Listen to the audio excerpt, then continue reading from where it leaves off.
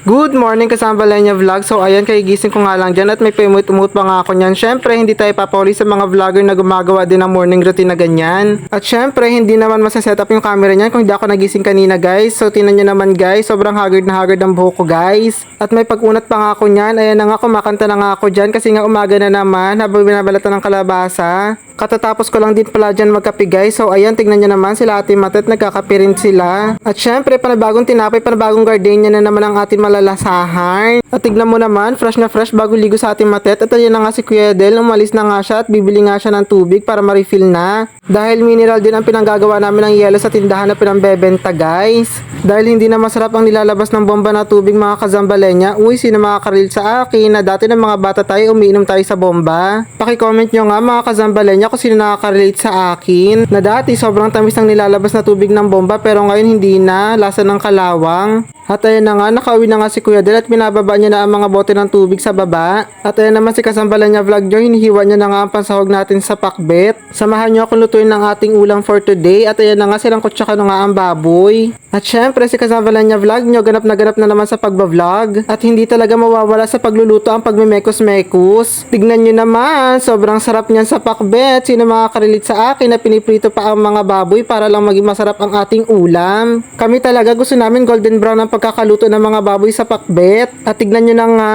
namantikaan na ang ating baboy na sinangkot siya kanina. Hindi na natin kinailangan na mag-add pa ng mantika. At nilagay ko na nga din dyan yung kamatis kasi hindi naman maganda pag yung kamatis is buo-buo pa. Mas masarap kasi pag ang kamatis natin ay durog na. So ayan, nilagay ko na nga ating mga gulay. Sino na naman makaka-relate sa amin na mas paborito pa ang mga gulay kaysa sa baboy? O kaya naman karne ng manok? Tignan nyo nga, napakasarap niyan. Ay, nagugutom na naman ako. At ayan nga, tinawag nga ako ng mga pamangkin ko kanina dahil daw sumasayaw daw si Amara. At ayan na nga, sumasayaw-sayaw sila. Ang galing-galing nga. Alam nyo ba mga kazambalenya, napakabibo talaga ng mga batang to. Sino na naman makaka-relate sa akin na ang mga batang stress reliever natin? At tignan nyo nga kazambalenya, sobrang saya nilang tignan. Alam nyo ba kung may babalik lang ang pagkabata, ibabalik ko talaga ang pagkabata ko. So ayun na nga, alis kami na Ate Matet. Magdi-deliver pala kami ngayon sa resort kasi nga may nag-order sa amin. So ayan, yung tindahan namin hindi lang siya basta sari-sari store, delivery rider din ang ganap namin. At ayan nga, sa sobrang tuwa ko, napuling pa nga ako niyan, huminto pa nga kami niyan kanina. Sobrang laki kasi na nakapubing sa akin. So ayun na nga, malapit na kami sa resort na pagdi-delivera namin. Sabi ko nga, fresh na fresh kami, mukha kaming Koreana kasi tinan nyo naman, glass skin talaga ang aming mga mukha.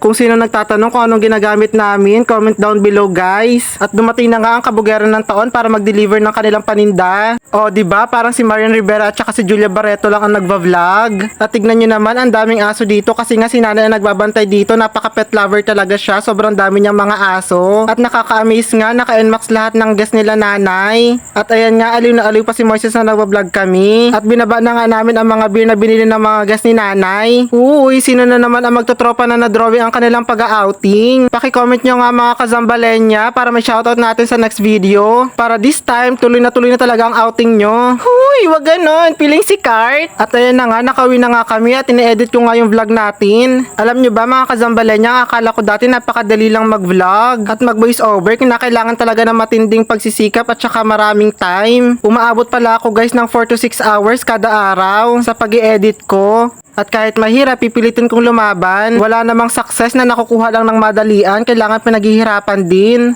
Kung makikita nyo nga ako kazambalenya, paulit-ulit ako mag-voice over. At ayun na nga si Ate Iya, tsaka si Moises, at tsaka si Amara. Sobrang sayang-saya nila naglalaro kanina. At dito na nga nagtatapos ang ating vlog. Lako, salamat! Wow! Kazambalenya Vlog TV, please!